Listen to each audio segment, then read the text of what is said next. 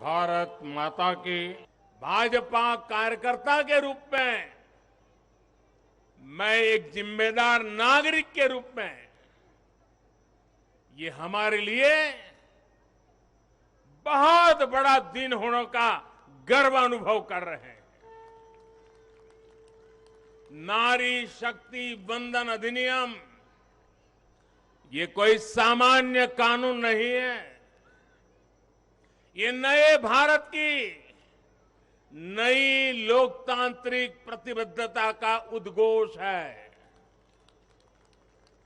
ये अमृतकाल में सबका प्रयास से विकसित भारत के निर्माण की तरफ बहुत बड़ा, बहुत मजबूत कदम है। महिलाओं का जीवन स्तर सुधारने के लिए, क्वालिटी ऑफ लाइफ बेहतर करने के लिए विमेन लेड डेवलपमेंट का नया युग देश में लाने की जो गारंटी मोदी ने दी थी, ये उसका प्रत्यक्ष प्रमाण है। मेरे देश की हर माता, बहन और बेटी को नारी शक्ति वंदन अधिनियम के लिए मैं फिर से बहुत बहुत बधाई देता हूं। मेरे परिवारजनों, लोकतंत्र में महिलाओं के लिए इस कानून से बीजेपी महिलाओं की भागीदारी से के लिए 3 दशक से प्रयास कर रही थी। यह हमारा कमिटमेंट था और आज हमने उसे पूरा कर दिया है।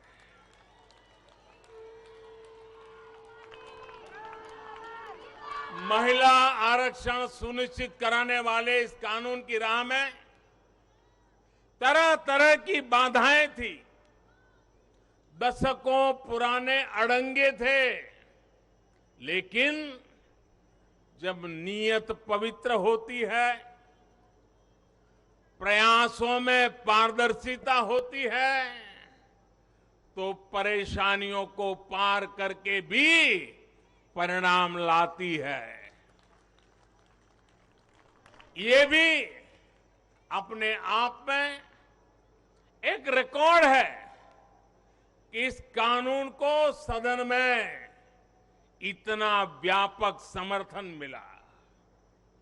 नए संसद भवन में पक्ष विपक्ष की सीमाओं से ऊपर उठकर करीब करीब सबने इसके पक्ष में वोट दिया।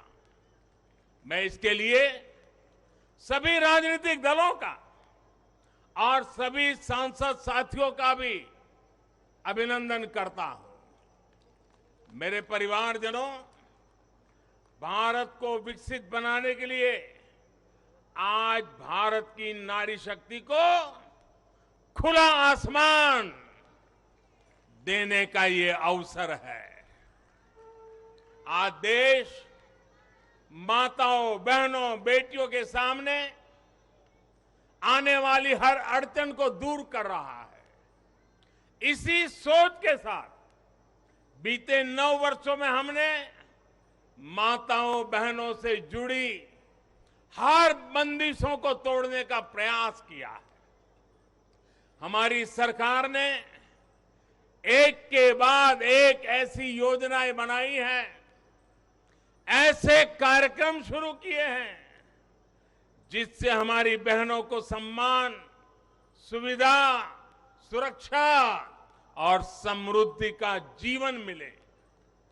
हमने बहनों, बेटियों के जीवन चक्र से जुड़ी हर समस्या को दूर करने पर पूरी गंभीरता से ध्यान दिया है।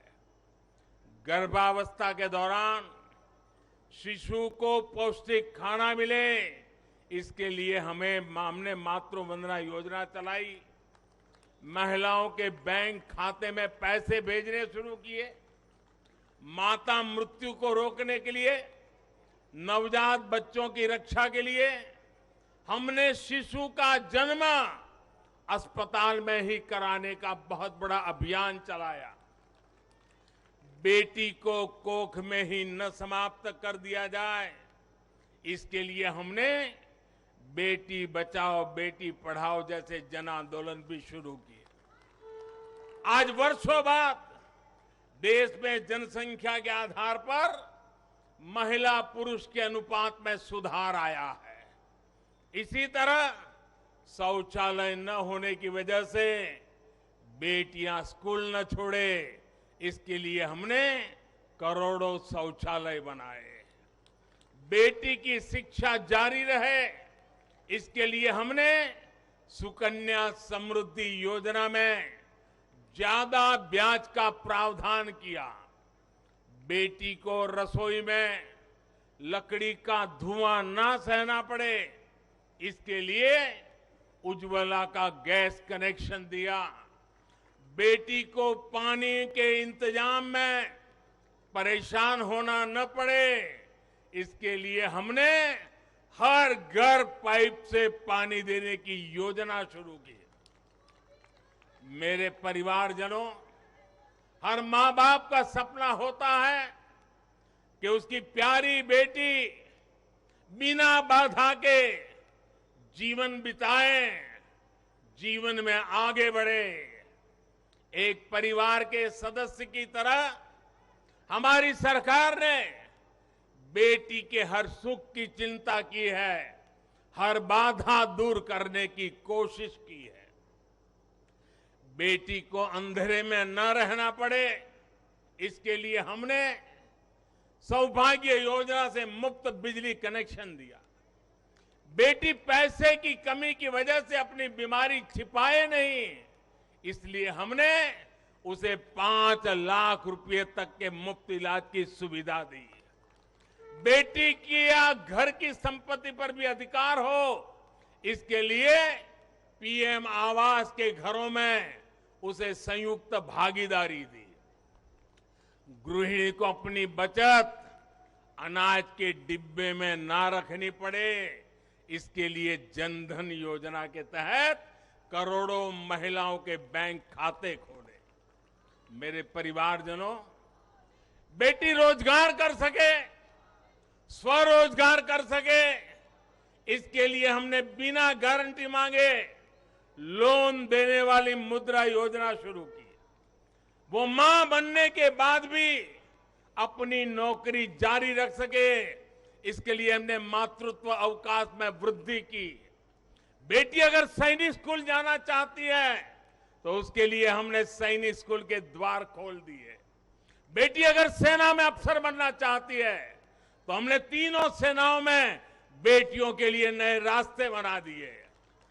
गांव की बहनों को कमाई के अवसर मिले, इसके लिए हमने 9 करोड़ से ज्यादा बहनों तक सेल्फ हेल्प ग्रुप का विस्तार किया और उन्हें मिलने वाली सहायता को भी बढ़ाया।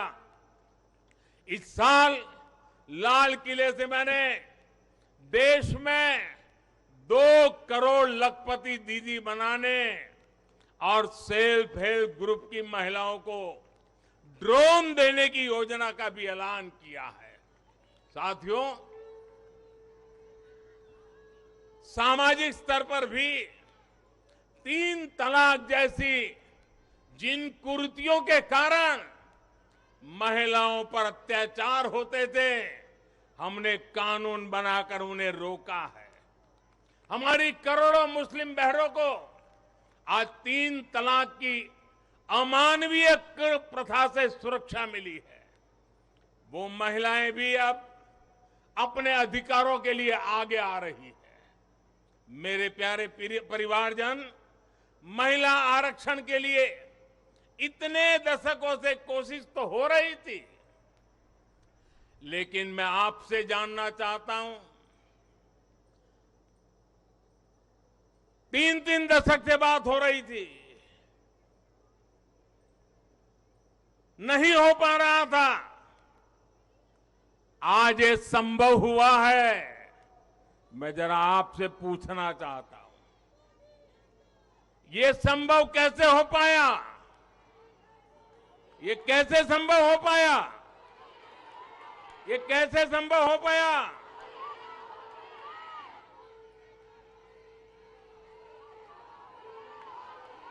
कैसे संभव हो पाया?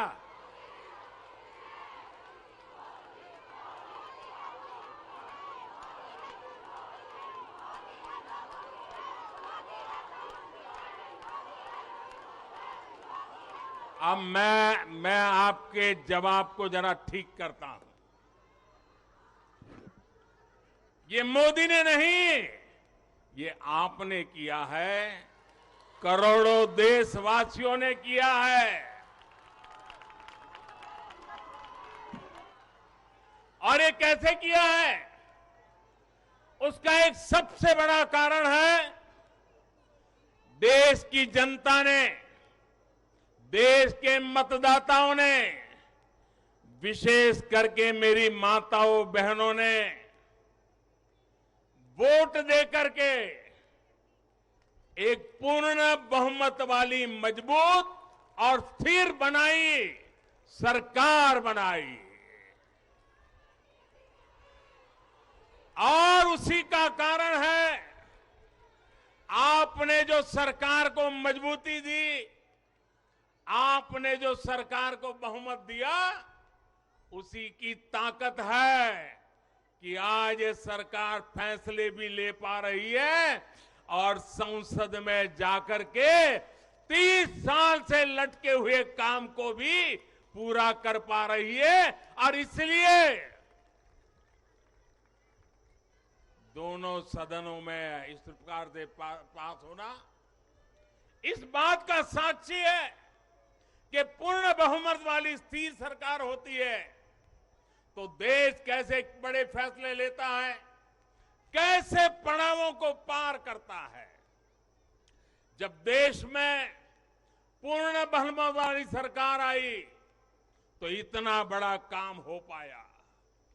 हमने महिला हित में हर स्तर पर फैसले लिए, किसी के राजनीतिक स्वार्थ को महिला आरक्षण के सामने दीवार नहीं बनने दिया।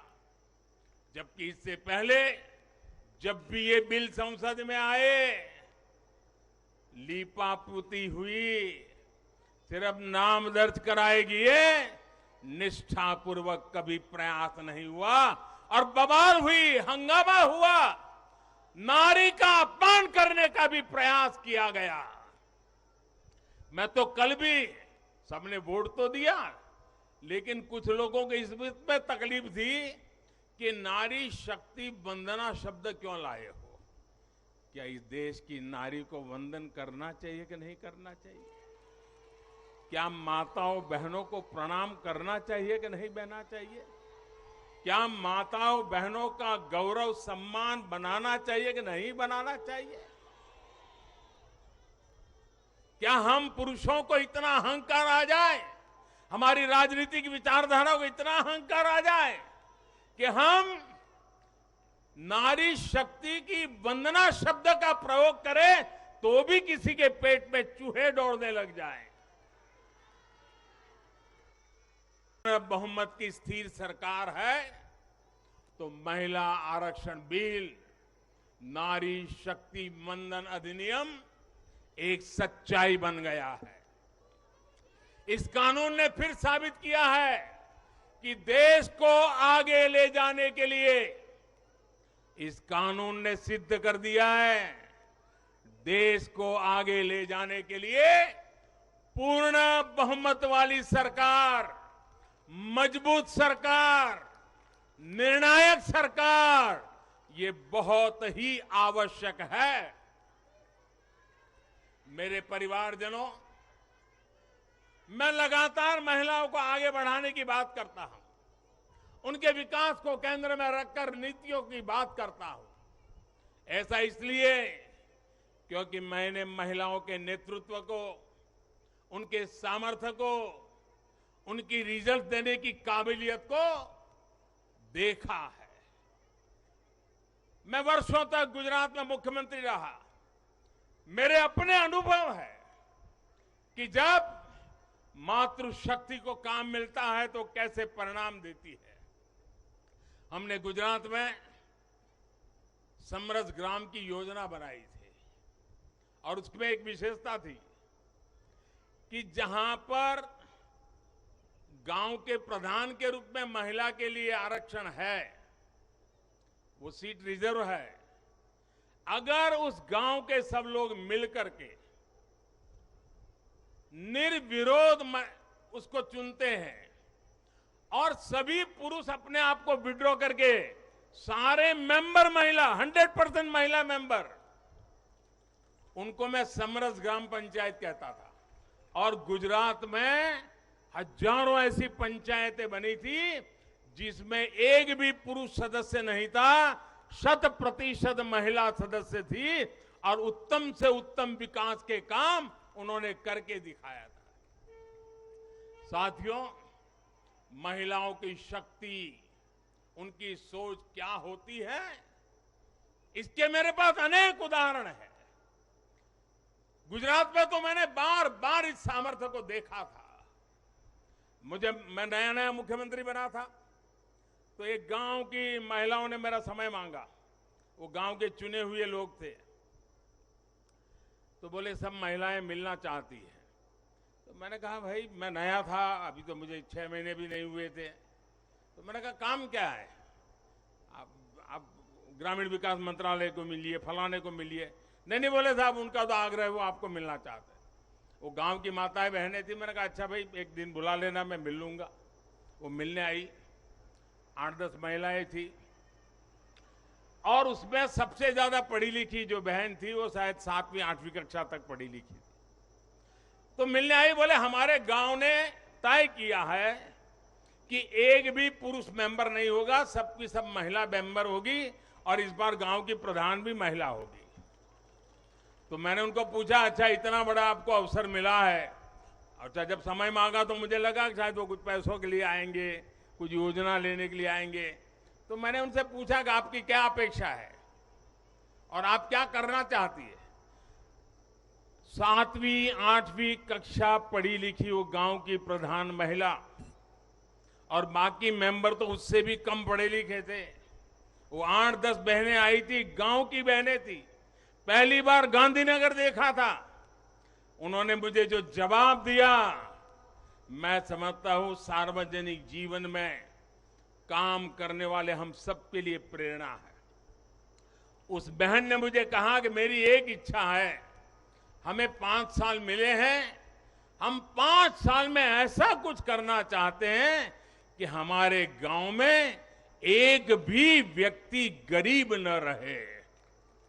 आप कल्पना कर सकते हैं क्या दृष्टिकोण होगा उनका। और सच में ट्रांसफॉर्मेशन का कहां आधार होता है ये उनको मालूम था। ये सामर्थ्य और सोच हमारी माताओं बहनों के गांव में बैठी बहनों को भी होता है। साथियों, महिलाओं में सकारात्मक बदलाव की प्रवृत्ति और संसाधनों के बेहतर से बेहतर इस्तेमाल की दूरदर्शिता हमें हर जगह पे मिलती है। परिवार में तो डगर डगर पे नजर आता है। अभी कुछ दिन पहले मैं मध्य प्रदेश गया था, तो वहां शहडोल के पास एक आदिवासी गांव में गया, तो सभी आदिवासी बहनों को बुलाया था, लेकिन विशेषता यह थी कि उसमें 100 से ज्यादा लखपति दीदी आई थी, आदिवासी बेटियां, लखपति दीदी। तो मैंने उनसे संवाद किया। एक बहन ने जो मुझे बताया वो वाकई हम सोच सकते हैं कि उनका सामर्थ्य कितना है। वो आदिवासी बेटी जो कहती है मैं लखपति दीदी हूं, मैं आज विमेन सेल्फ हेल्प ग्रुप के द्वारा ये काम करके इतना इतना कमाती हूं। तो मैंने पूछा इतना पैसा कमाने लगी तो करती क्या हो। एक आदिवासी महिला मुझे कह रही है, ये दिल्ली की महिलाओं के लिए भी आश्चर्य होगा। वो कहती है कि मेरे पति साइकिल पे जाते थे काम करने के लिए, रोजगार ढूंढने के लिए साइकिल पे जाते थे। मैं लखपति दीदी बन गई तो मैं उनके लिए स्कूटी ले आई। देखिए आत्मविश्वास। वो कह रही है मैं मेरे पति के लिए स्कूटी ले आई। फिर बोले मुझे पता चला कि मुझे बैंक से लोन मिल सकती है, तो मैंने सोचा कि मैं लोन से ट्रैक्टर ले लूं।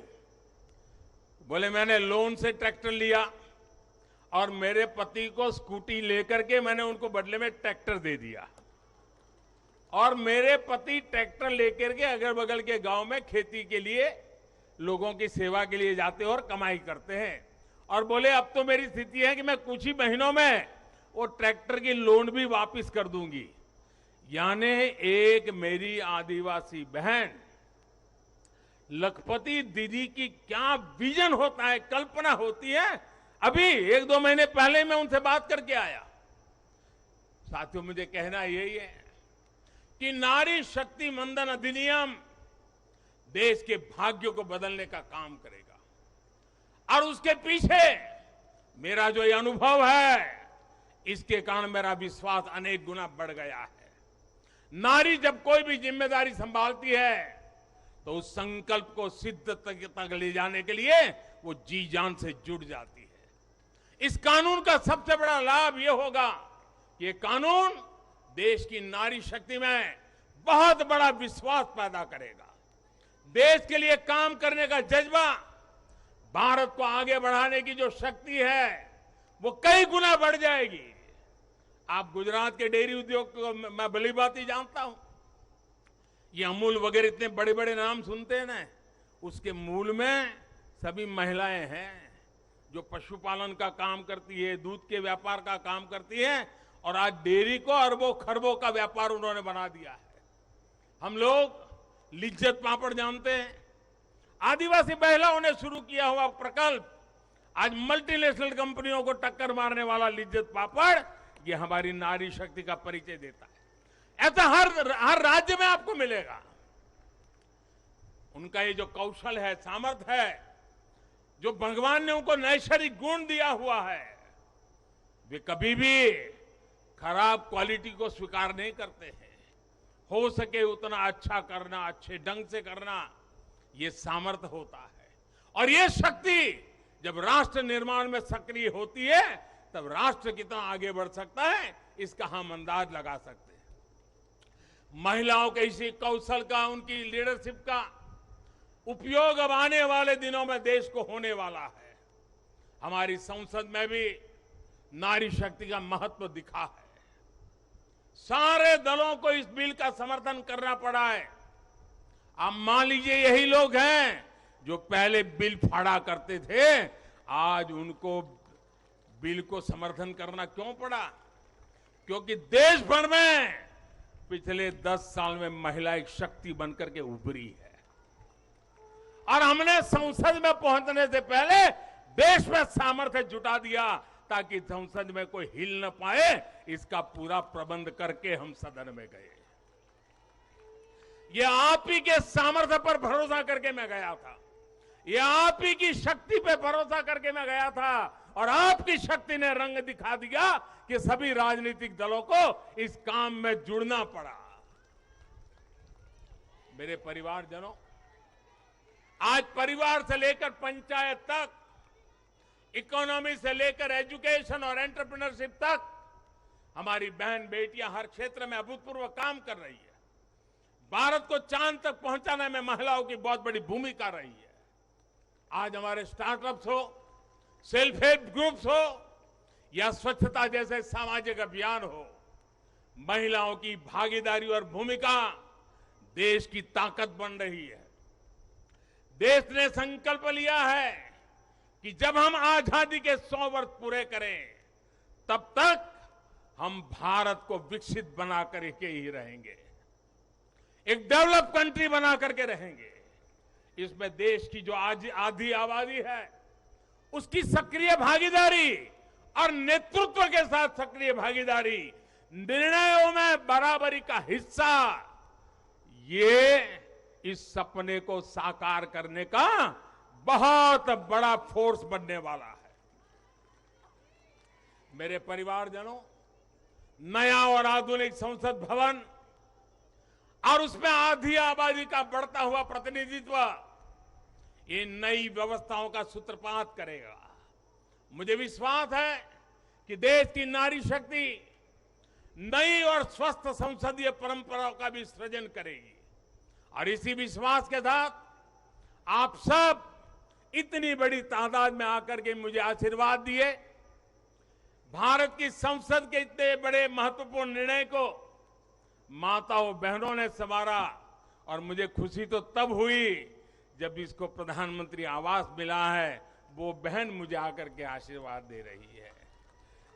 जिसको उज्ज्वला का गैस मिला है, वो झुग्गी झोपड़ी में जिंदगी गुजारा कर चुकी बहन मुझे आशीर्वाद दे रही है। तब मेरा पक्का विश्वास और मजबूत हो जाता है। और इसलिए मैं फिर एक बार आप सबको अनेक शुभकामनाएं देता हूं।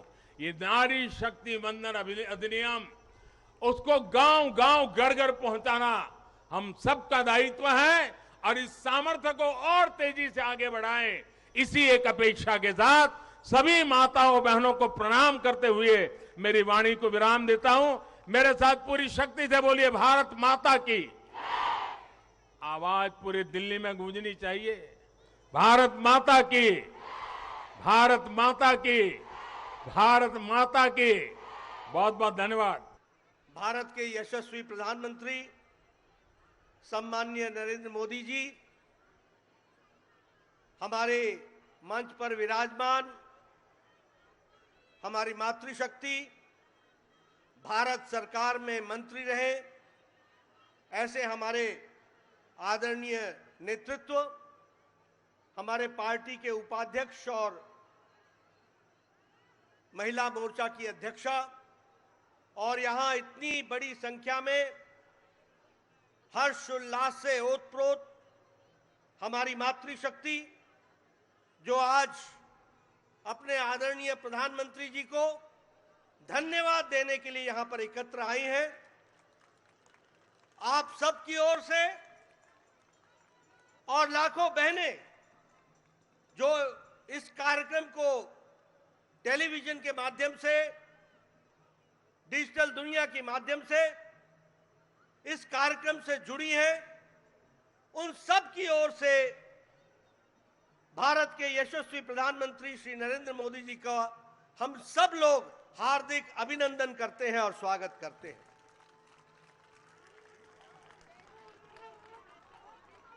यह हम सब के लिए बहुत ही ऐतिहासिक घड़ी है, जो इतिहास में आगे चल करके दर्ज होगी और लंबे समय तक याद किया जाएगा। ऐसे घड़ी का, ऐसे क्षण का हम उसके चश्मदीद गवाह हो, यह हम सबका सौभाग्य है। यह ऐतिहासिक घड़ी, यह भावनाओं से भरी हुई घड़ी, यह भावुक कर देने वाली घड़ी, जिसका हम सब लोगों को लंबे समय से इंतजार था, वह संभव हो पाया तो दूरदृष्टि, अटूट निश्चय और पक्के इरादे के साथ प्रधानमंत्री मोदी जी ने ये नारी शक्ति वंदन विधेयक को समय पर ला करके जो पारित कराया है, इसके लिए भी हम उनका हार्दिक अभिनंदन करते हैं, स्वागत करते हैं। हम जानते हैं कि नारी शक्ति के सशक्तिकरण के लिए प्रधानमंत्री मोदी जी ने एक नहीं अनेकों कदम उठाए हैं। और यही नहीं, देश के बहुत लंबे समय से लंबित समस्याओं का भी निराकरण आपने प्रजातांत्रिक तरीके से करने में आप हमेशा सक्षम रहे और आपने उसको भी पूरा किया है। अगर हम याद करें तो जो हम 52, 53, 54 में धारा 370 की बात करते थे, ये आपका अटूट निश्चय, आपकी दूरदृष्टि और आपकी इच्छा शक्ति का परिणाम है कि धारा 370 समाप्त हुआ और जम्मू कश्मीर भारत का अभिन्न अंग के दृष्टि से स्थापित भी हुआ। ये हम सब लोगों ने देखा। अगर हम बात करें, हमारे फौजी भाई 1 रैंक 1 पेंशन की बात करते थे, किसी ने राहत नहीं दी, लेकिन प्रधानमंत्री मोदी जी ने उसको भी हमको करके दिया। इकोनॉमिक वीकर सेक्शन को रिजर्वेशन ये कभी सोचा भी नहीं था, उसको भी पूरा करके हमारे प्रधानमंत्री जी ने दिया। महिलाओं के सशक्तिकरण के लिए ट्रिपल तलाक से हमारी मुस्लिम बहनों को निजात दिलाने का काम, जो लंबे समय से लंबित था, किसी में भी राजनीतिक इच्छा शक्ति नहीं थी कि इस कार्य को कर सके। हमारे विरोधी दल वोट बैंक की पॉलिटिक्स करते थे, अपीजमेंट की पॉलिटिक्स करते थे, तुष्टीकरण की पॉलिटिक्स करते थे, लेकिन आपने हमारी मुस्लिम बहनों को 3 तलाक से निजात दिला करके उनको भी आपने आजाद किया, ये हम सब लोग जानते हैं। भारतीय जनता पार्टी आपके नेतृत्व में महिलाओं को पहले से ही अपना पूरा प्रतिनिधित्व देने के लिए कटिबद्ध रही है। यह भारतीय जनता पार्टी अकेली पार्टी है जिसने 33% आरक्षण केंद्र स्तर के समिति से लेकर के बूथ स्तर के समिति तक महिलाओं को आरक्षण देने में अकेली और पहली पार्टी है। यह भी हमको ध्यान में रखना चाहिए। आपने महिलाओं के सशक्तिकरण के लिए बहुत से कार्यक्रम चलाए।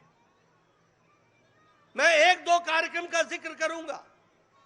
स्वच्छ भारत अभियान, जिसमें 12 करोड़ बहनों को आपने इज्जत घर दे करके, जो उनका इज्जत और उनकी जीवन के डिग्निटी से इज्जत के साथ जीने का जो रास्ता आपने दिखाया, जिसके लिए यूनिसेफ ने भी आपको गेम चेंजर के दृष्टि से कहा कि यह गेम चेंजर साबित हुआ है।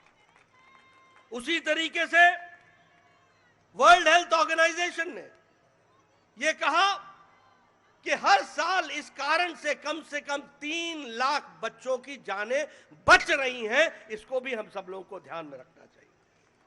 अगर प्रधानमंत्री आवास योजना की बात करें तो 69% मलकियत प्रधानमंत्री आवास योजना की ग्रामीण में महिलाओं को मिली है। यह महिलाओं का सशक्तिकरण हुआ है। और जल जीवन मिशन में हमारे नोबेल लॉरिएट माइकल क्रमर कहते हैं कि यह लगभग 1.5 लाख लोगों को जीवन दान देने वाला यह कार्यक्रम चल रहा है। इसको भी कहा गया है। और वर्ल्ड हेल्थ ऑर्गेनाइजेशन ने कहा कि डायरिया से 4 लाख बच्चों की जीवन की लीला बची है। इसको भी हमको ध्यान में रखना चाहिए। और कल का ऐतिहासिक दिन, नई संसद भवन में गणेश उत्सव पर पहले लोकसभा से निर्विघ्न वह प्रस्ताव पारित हुआ और संविधान का संशोधन हुआ, और कल देर रात राज्यसभा से भी वह पारित होकर के वह एक सच्चाई के रूप में हम सबके सामने आया है। मैं आपके और प्रधानमंत्री जी के बीच में ज्यादा देर न रहता हुआ मैं यही कहूंगा कि एक पर एक ऐतिहासिक घटनाएं आपके नेतृत्व में हो रही हैं। एक से एक ऐतिहासिक निर्णय लिए जा रहे हैं, और यह निर्णय मातृशक्ति को जितनी शक्ति देगा, वो भारत की तस्वीर और तकदीर को, दृष्टि और दिशा को बदलने में बहुत बड़ा कारगर कदम होगा। यह भी हमको ध्यान में है। इसलिए पुनः आपका हार्दिक अभिनंदन, स्वागत, और आपके और प्रधानमंत्री जी के बीच में ज्यादा देर न रहता हुआ पुनः मैं आप सबकी ओर से उनका हार्दिक अभिनंदन करता हूं, स्वागत करता हूं।